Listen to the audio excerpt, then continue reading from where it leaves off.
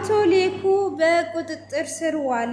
እንዴት ወንጀለኛን ታስመልጣለህ ተብሎ ቤቱ በፖሊስ ተከቦ ይገኛል። እጅግ ደንግጠውና ተደናብረው ይገኛሉ። ጩናንም እንግዲህ ሀምላል ጊዜሽን ተጠቀሚበት፣ እኔ ከዳጊ ጋር ምንም አይነት ግንኙነት የለኝም ብላ የምስራጁን አበሰረቻት። እንግዲህ ሰርጉን ወጥ እየሰሩ ሳለ ይሄ ነገር ድንገት ወርዶባቸው ደንግጠው ይገኛሉ። ሰላም ሰላም! ውድ የተከበራችሁና የተወደዳችሁ የማራኪ ቤተሰቦች ሰላማችሁ ባላችሁበት ዓለም ዳርቻ ብዝት ይበልላችሁ እያልኩኝ ቀጣዩን ክፍል እየቀርበለው እስከ መጨረሻ እንድትከታተሉ ስል በአክብሮት ጋበዝኳችሁ። ሰላም ልትከታተሉን በልብ እያመሰገንኩኝ እንግዲህ ያለፈው ክፍል ትንሽ ላስታውሳችሁ። አቶ ሲምቦ እንግዲህ ይሄ ሁሉ ዓመት በዚህ በታፈነች እቤት ውስጥ በብዙም አልቀመጥም እድሜ ልኬን በማለት እንግዲህ ከስር እንዳመለጠ የምናስታውሰው ይሆናል። ከስርም እንዳመለጠ እንግዲህ ዳግምና ሀምላል ያላቸውን ግንኙነት እንዳቆሙና የእህትና የወንድም ግንኙነት እንዳላቸው ካበሰሯቸውም በኋላ እራት እየበሉ እየጠጡ እየተጫወቱ ለምን እንደዛ ከሆነ ወጥተን ፈታ አንልም ብለው ልክ ሲነሱ አቶ ሲምቦ ወደ ውስጥ ገብቶ እጅግ አስደንግጧቸው ነበር ክፍሉ የተጠናቀቀው። አቶ ሲምቦም እባካችሁ አስመልጡኝ፣ እባካችሁ የሚሄድበት ቦታ ሰላጣው ነው፣ እስከ መቼ ነው በዚች ቀዳዳ ክፍል ውስጥ የምቀመጠው? ለዛ ነው ያመለጥኩት በማለት ሲልም ዳግምም እኔ ወንጀለኛን አልሸሽግም፣ እኔ ራሴ አሳልፌ ለፖሊስ እሰጥሃለሁ፣ አቶ ሌኩን እንኳን ቢያስመልጥ በማለት ሲናገረው እባክህን ልጄ እኔ እዛ ውስጥ መኖር አልችልም፣ ስለዚህ አንተ እንዲያስመልጡኝ እርዳኝ፣ እኔ እዛ መኖር አልችልም እባክህን በማለት እንግዲህ ይማጸነዋል። ዳጊም ውስጡ ምንም ነገር ሳይራራ እኔ አይንህን ማየት አልፈልግም፣ እነሱ እንኳን ቢያስመልጡ እኔ አሳልፌ እሰጥሃለሁ፣ ስለዚህ በፍጹም ይለዋል።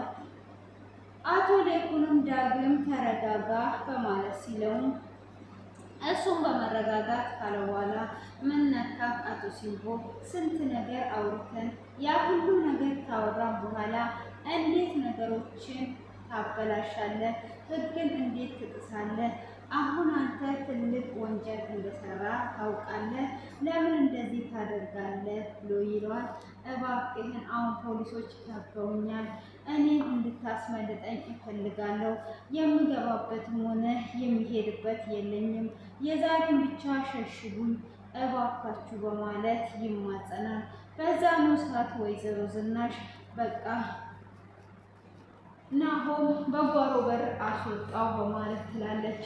እሱም እንግዲህ እውነትሽን ነው ዝኑ፣ ብዙ ውለታ ውሎልናል። እሱ ክሱን ባያነሳልን ኖሮ ዛሬ እዛ እስር ቤት የምንኖረው እኛ ነበርን። ስለዚህ እውነት ነው አስመልጠው በማለት በጓሮ በር እንዲያወጣው ያደርገዋል። እሱም እንግዲህ በጓሮ በር ከወጣ በኋላም ከሄደም በኋላ እንግዲህ መሄጃ ያጣል።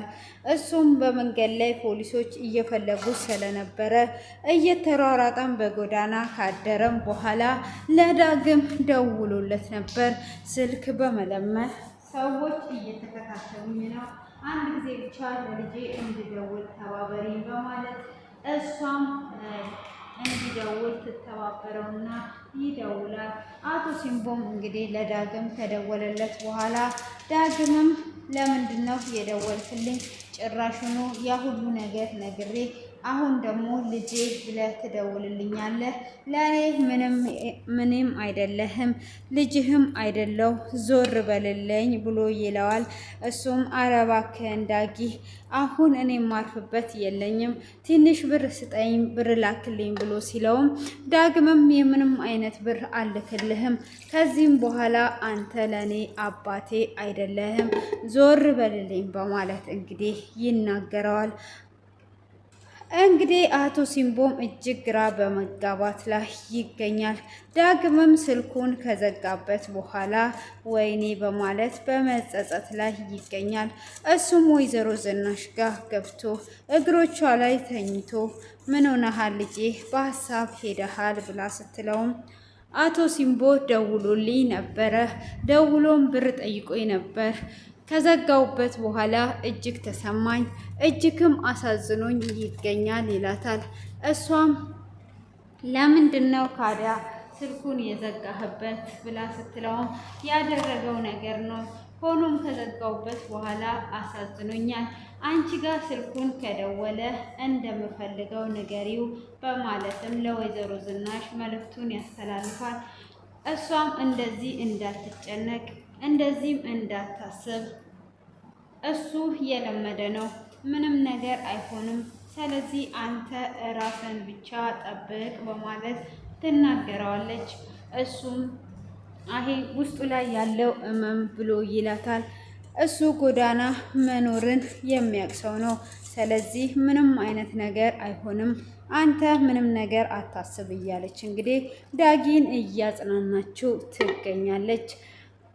አቶ ሌኩንና ወይዘሮ ዝናሽም ወደ መኝታቸው ከገቡ በኋላ የዛሬው ቀን እንኳን ለየት ያለ እጅግ በጣም ደስ የሚል ቀን ነው። እኔም እኮ ዛሬ እንቅልፌን እተኛለሁ፣ እንቅልፌን አጥቼ ነበር በሀሳብ የተነሳ ብላ ትላለች ወይዘሮ ዝናሽ። ለካ ይሄ ነገር ሁሉንም ነው እንቅልፍ የተነሰለው። እኔ ራሱ እንቅልፌን ተኝቼ አላውቅም። ዛሬ ግን ደስ የሚል እንቅልፍ እተኛለሁ። እኔማ ፈርቼ ነበረ ዳጊና አምላጦች ያለ ፍቅር ውስጥ ነው ያስቸግሩኛል ብዬ ፈርቼ ነበር ብላ ትለዋለች። እሱም በቃ ከዚህ በኋላ እኛ ቤት ምንም አይነት ችግር የለም፣ ሁሉም ነገር በግልጽ እንፈታለን። ከዚህም በኋላ ሳቅ ነው የምኖረው። ብቻ ለሰርጉ ነው ማሰብ ያለብን። በይ አሁን እንተኛ፣ ይሄንን ፍቅር ያብዛልን በማለት ይመርቃታል። እሱም በመረቃትን ሰዓት ወይዘሮ ዝናሽ አሜን ብዬ እቀበል ነበረ፣ ሁሉም ነገር ቢስተካከልና ጭንቀት ባይኖር። ሆኖም እኔ በጣም እየጨነቀኝ ያለ ነገር አለ ብላ ትለዋለች። እሱም ምንድን ነው የጨነቀች ነገር በማለትም ይጠይቃታል። እሷም ወይዘሮ ፋንቱ ደወለችልኝ ወይ የወይዘሮ ፋንቱ ነገር እያሳሰበኝ ነው በማለትም ትነግረዋለች። እሱም ስለ ፋንቱ አሁን ለምን ታስቢያለሽ? ይሄ እኮ ያለፈ ታሪክ ነው በማለት ሲመልስላት፣ እንዴ ምን ነካ? የእሷ ያለፈ ታሪክም የአሁንም ታሪካችን ናት። ስለዚህ እሷን ማግኘት አለብን። እባክህን ሌኩ እንደምንም ብለህ በዚህ ሳምንት ፈልገ አግኛትና ሰርጉን ከኛ ጋር እንድታሳልፍ አድርጋት። ልጇ እኮ ምንም ቢሆን ይከፋዋል። ስለዚህ እባክን በማለት አቶ ሌኩን ትማጸነዋለች። አቶ ሌኩንም ወይዘሮ ዝናሽ ምንም ችግር የለውም አንቺ ብቻ እንዳትጨናነቂ በማለት ሀሳቡን ይገልጽላታል። እሷም እያወራች ሳለ እንዲሁ ልታነጊ ነው ወይስ አንቺ ሴትዮ አትተኝም ብሎ ይላታል። አረ እተኛለሁ በማለት እንግዲህ ይትተኛለች። ሆኖም እንግዲህ ሀምላል ወደ ነጩና ጋር ሄዷ ነበረ። ያለውንም ነገር ትነግራቸዋለች። ጩናንም እንግዲህ አሁን ላይ ከዳግም ጋር ምንም አይነት ነገር የለንም። ዳግምና ናሆም ማለት ከዚህም በኋላ ለኔ ወንድሞቼ ናቸው። ከእህትነት ያለፈ ምንም አይነት ግንኙነት የለንም በማለትም ስትነግራት ጩና እጅግ ነበር የዘለለችው ከደስታዋ የተነሳ። እውነትሽን ነው ብላ ስትላት ካለሱ አልኖርም እያልሽስ አልነበር ወይ? በባለፈውስ ደግሞ የተፈጠረውስ ነገር ብላ ስትላት ምንም የተፈጠረ ነገር የለም። እኔ ራሴ ወደ ፍቅር ውስጥ እንዲገባ ያደረኩት። በእርግጥ ዳግም የተፈጠረ ነገር ያለ መስሎታል፣ ግን ምንም የተፈጠረ ነገር የለም በማለት ምላሹን ትሰጣታለች። እውነትሽን ነው፣ እኔ ይሄንን ነገር አላምንም። እንዴት ያ ሁሉ ነገር እያልሽ ዛሬ ላይ ይሄ ነገር ሊከሰት ቻለ? ይሄ እጅግ ውሸትሽን እየዋሸሽ ነው ያለሽው በማለት ጩና እንግዲህ እጅግ ደንግጧ ትገኛለች። በቃ ስለዚህ ወሬ እናቁም። አንቺ ከፈለግሽውን ነገር ማድረግ ትቻለሽ፣ ከፈለግሽም ደግሞ ማጣራትም ትቻለሽ፣ ሰዓትሽንም ደግሞ በጊዜ መጠቀም ትቻለሽ። እኔ ነገርኩሽ ብላ ትላታለች። በፍጹም ስለዚህ ወሬማ አናቆምም፣ ዛሬ ስለዚህ ወሬ ብቻ ነው የምናወራው በማለት ትናገራለች። እሷም እኔ በቃ አወራውኝ፣ እኔ ነገርኩሽ፣ ጊዜሽንና ሰዓትሽን ተጠቀሚ። እንዴት በባለፈው ስሜት ላንቺ የለውም ብለሽ ሞራኔን ከነካሽ በኋላ ዛሬ ደግሞ ተጠቀሚበት የምትይኝ ምን እያልሽ ነው ያለሽው? ብላ ትላታለች። በእርግጥ እጠላሻለሁ አላለም፣ እወድሻለሁም አላለም። ስለዚህ አንቺ ቀርበሽ ጊዜሽን መጠቀም ትቼበታለሽ ብላ ትላታለች። ጩናም እንግዲህ ዛሬ ስለዚህ ነገር ብቻ ነው እዚህ ቤት የሚወራው ብላ ትላለች። እንግዲህ የኤርሚያስ ሚስት በዚሁ መካከል ጩናን ተረጋጊ እንጂ ብላ ትላታለች። አይ የኔው ነው እንጂ ከመጀመሪያው ፍቅረኛ ጋራ ጭራሽ ሙዚ ሆኖ ሊቀርብ ያለው ብላ ስትልም ሀምላልም የኔና የሱ እኮ የተለያየ ነው፣ እኔ ሁለቱ ወንድማማቾች ነው፣ ቢያንስ የሱ የተለየ ነው ብላ ትላለች። እሱም ልቡን ቢገዛ ጥሩ ነበር በማለት እንግዲህ ወደ እሷ እንዲመለስ እሷም ምኞቷን እየገለጠችላቸውም ነበረ። ሆኖም እንግዲህ ጩና ስለዚህ ነገር ብቻ ነው የምናወራው ዛሬ ምንም አይነት መዘጋት የለበት ብላ ትላለች። ሆኖም እንግዲህ ስለ ዶክተር ፋኑኤልም ማንሳት ይጀምራሉ። ስለ ዶክተር ፋኑኤልም ካነሱ በኋላ ይሄ ሰውዬ እርግጠኛ ነኝ ስፔሻሊስት ብቻ ሳይሆን የልብም ስፔሻሊስት ነው፣ ልቧን ወስዶታል በማለት እንግዲህ ትናገራለች። ሆኖም እንግዲህ ይህን ስትናገር እርግጠኛ ነኝ የአምላልን ልብ ወስዶታል ብላ ትላለች። እንግዲህ አንድ ሁለት እያሉ እየተሳሳቁ እያወሩ ነበረ። ሁሉም ወደ የግላቸው ሲሄዱ ጩናም ዶክተሩን አግኝተው ነበር። ዶክተሩንም እንግዲህ አግኝተው ምግቧን እየጠራረገች ትበላለች። ፈወይ እንግዲህ ይህንን አስቀምጬ ከጓደኛዬ ጋር ልጫወት ብዬ ነው ዶክተር ይቅርታ ትለዋለች። እንዴ የታል ጓደኛሽ? በማለትም ደንገጥ ብሎ ዞር ሲል ጓደኛዬ ያልኩህ እኮ ይሄንን ፈዌ ነው፣ መቼም ልምድ በአንዴ አይለቅም፣ በቀስቀስ ነው እንጂ ይቅርታ አድርግልኝ፣ እኔ በሆቴል ቤት ምግብ መደራደር አልችልም ብላ ስትለውም አረ ችግር የለውም እንደፈለግሽ ብሎ ይላታል። ጓደኛ ያልኩህ ሰው ሳይሆን ይሄንን ምግቡን ነው ብላ ስትለውም እሱም እጅግ እየተገረመና እየሳቀ ነበረ። ሆኖም እንግዲህ አሁን እየሳቀች እያወራች አይ አንቺ በቃ ተመገቢ፣ ለመጣህበት አውራኝ ብላ ስትለውም አይ ትቼዋለሁ በቃ ብሎ ይላታል። ስለ ሀምላል ልታወራኝ ነው አደል የጠራኸኝ ብላ ትለዋለች። እንዴ እንዴት አወቅሽ ብሎ ይላታል። እንዴ እንዴት አላቅም፣ እሷም እዛ ጋር ዶክተር ፋኑኤል እንዲያድርጎ ጭራሽ እኮ እኛ ቤት እንደ ማስታወቂያ ካላንተ ስም የሚነሳ የለም በማለት ትናገረዋለች። እንዴ እውነትሽን ነው ብሎ ይላታል።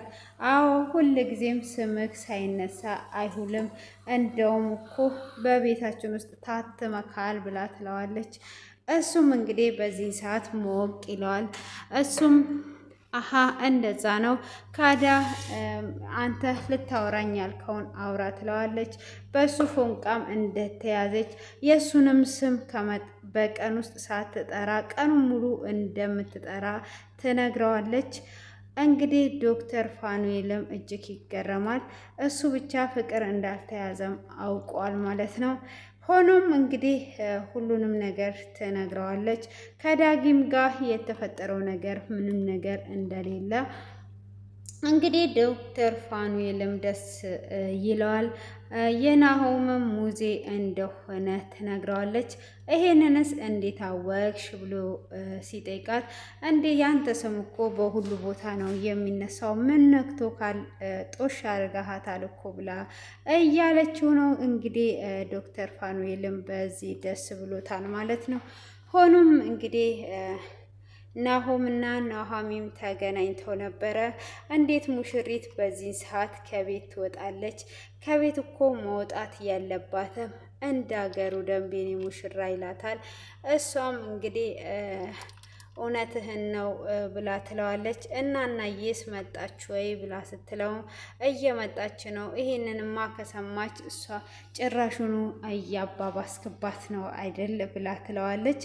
እኔ አንድ የጨነቀኝ ነገር አለ፣ ሽቶ የለችም፣ ገጠር ትልቅ ነገር ተፈጥሮ ሄዷለች። ስለዚህ በእሷ ቦታ አሁን እንዴት ነው ሙዜ የምናገኘው በዚች ቀናት ብላ ታስባለች። ውስጤ ላይም ጥሩ ነገር እየተሰማኝ አይደለም፣ ልቤ በጣም እየደነገጠ ነው በማለት ትመልስለታለች። እሱም አንቺ ከተገኘሽ ለእኔ በቂ ነሽ፣ ካገኘን እንፈልጋለን፣ ካጣንም ምንም ችግር የለም በማለት ይመልስላታል። እሷም እንግዲህ እንደዛም ቢላትም ውስጧ አልተረጋጋም። ሆኖም እናገኛለን እንፈልጋለን በማለትም ሀምላልንም እያሰቧት ይገኛሉ። ሆኖም እንግዲህ አቶ ሲምቦ እንደዛ ካመለጠም በኋላ ኤርሚያስና ሚስትየውም ተገናኝተው ነበር። እሷም ሰላም ካለችው በኋላ ምን ነው ጠፋክ ብላ ትለዋለች። ምን ነው በየሳምንቱ እየመጣው ልጅቷን የምትፈልግበት እየወሰድኳት የአባትነት ድርሻዬንስ እየተወጣውስ አይደል ወይ ብሎ ይላታል። በየሶስት ቀኑ ብትመጣና ብትጠይቅስ ደግሞ ለመጀመሪያ ፍቅረኛ ሙዜ እንደምትሆን ሰማው። ያ ሁሉም ሰላንተ ነው የሚያወራው። አሁን እኮ የኔ ህይወት ውስጥ መግባት የለብሽም፣ የራስሽን ህይወት እንድትኖሪ ነግሬሻል ነበር ወይ ብሎ ይላታል። አይ ያው የልጅ አባት ስለሆንክ ሁሉም ይነግሩኛል፣ ስለዚህ ለልጃችን ደግሞ ሰራተኛ ያስፈልጋታል በማለት ትናገረዋለች። እንዴት ነው ለልጃችን ሰራተኛ የሚያስፈልገን? አንቺ ራስሽ አብረሻት አቶኝም ወይ በማለትም ሲላት ጭራሽ ሰራተኛ አድርገ ነው ወይ የምታስበኝ ብላ ትለዋለች። ከሰው እጅ ያንቺን ብታይ የእናቷን አይሻላትም ወይ ብሎ ሲላትም እኔ መቼ ለልጄና ለራሴ አነስኩኝ፣ በልዞር በልልኝ በማለት ወርውራው ትሄዳለች። ወይዘሮ ዝናሽና ገነትም ወጥ እየሰሩ ይገኛሉ። እነሱም እንግዲህ ወጣቸውን እየሰሩ እየሳቁ ለናሆምም እየዘፈኑለት ይገኛሉ። ሆኖም እንግዲህ ሰርጉ እጅግ ደመቅ የሚልና ጥሩ ሰርግ እንደሆነ እየተመኙ እየሳቁና እየተጫወቱ ባሉበት እንግዲህ በዚሁ አጋጣሚ ትልቅ ችግር ተፈጥሮ ይገኛል። እነ ፋኑኤልም እንግዲህ ሙሽራው ከቤት መውጣት የለበትም፣ እንደ ሴራው ወዴትም አትሄድም እያሉትም እየሳቁና እያወሩም ቢሆንም አቶ ሌኩን እንግዲህ አቶ ሲምቦን አስመልጦት ነበረ። ወንጀለኛም በማስመለጡ ፖሊሶች እንደሚፈልጉት እየተናገረች ኤሚ እጅግ በጣም ደንግጠው ይገኛሉ። እንግዲህ በአሁኑ ሰዓት አቶ በቁጥጥር ስር ነው። ሁሉም ነገር ችግራችንን ፈተናል። ከዚህም በኋላ እኛ ቤት ደስታ ብቻ ነው የሚገባው ያሉትም ያ ነገር አልቆ ደስታ ሳይሆን አቶ ሌቁ እንግዲህ በልጁ ሰርግ ቀን ወደ እስር ቤት እየሄደ ይገኛል። እንግዲህ አሁንም ደስታቸው ሊቀጥል አልቻለም። ለዛሬ ያዘጋጀሁት ይህንን ይመስላል። እናንተም እንግዲህ አስተያየታችሁን ኮሜንት ላይ እንድታስቀምጡ በአክብሮት እየጠየኳችሁ ለዛሬ ይሄንን አዘጋጅቻለሁ። እንግዲህ ዶሮ እጅግ በጣም ደስ የሚል ማዛ ዶሮ ስጋው ወጡ እንግዲህ እያማሰሉ እነ ወይዘሮ ዝናሽ ፈታ እያሉ ዛሬ በቃ ደስታችን ነው ብለው በተዘጋጁበት ነው እንግዲህ ፖሊሶቹ የመጡት ማለት ነው። ዶክተርም እንግዲህ ተከታይ እንደሚሆን ኤርሚያስም እኔም በቅርብ ቀን እሞሸራለሁ በላንታውን በሩን ከፍተሃል ጠብቀኝ እያለው ሳለ ነበረ ደስታቸውን እያጣጣሙ ፖሊሱ መጥቶ የወሰደው። እንግዲህ ቀጣዩን ክፍል በጉጉት የምንጠብቅ ይሆናል። እስከዚህ ሰዓት በትዕግስት ስለተከታተላችሁኝ ከልብ አመሰግናለሁ። ላይክ እና ሰብስክራይብ ማድረጋችሁን እንዳትዘነጉ አበረታቱኝ እላችኋለሁ። ውድ የማራኪ ቤተሰቦች ለዛሬ ይሄንን ይመስላል። ቀናችሁ ያማረ የተዋበ ይሆንላችሁ። ባይ ባይ።